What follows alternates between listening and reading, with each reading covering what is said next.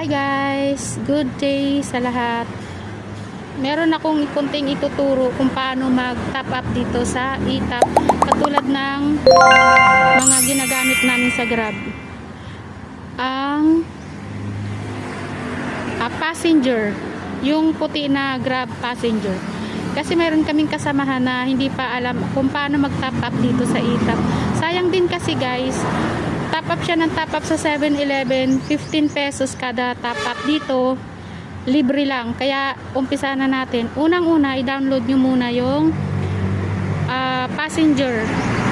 Pag na-download nyo na, syempre i-open nyo yun, tapos po i-fill upan nyo. Pag na-fill upan nyo na, ito na ang gagawin nyo. Una, pupunta muna kayo dito sa passenger, tapos pipindutin nyo po yung payment, tapos po cash in, tapos po dito kayo sa in-store, and then more store, and then ilalagay nyo na yung amount kung magkano. Kumari 500. Next,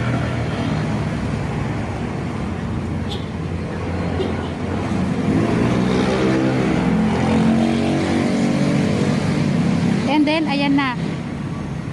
And then pupunta na tayo dito sa e-top.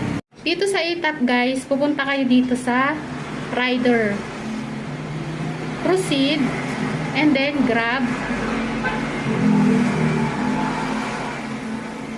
Tapos isusulat nyo na po ito, nakalagay dito na ito. Ito po, isusulat nyo na po yan dito.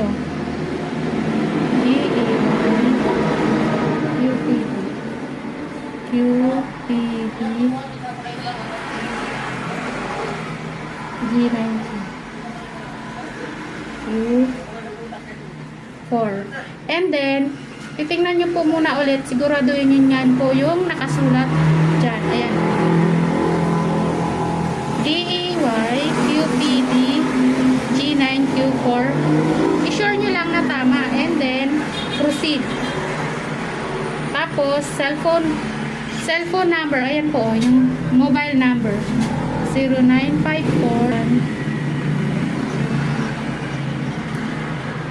Ayan, dyan po ilalagay yung CP number nyo, 09549763. And then yung halaga, ayan yung 500, diba?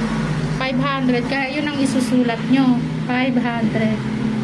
Proceed. 09549763 510.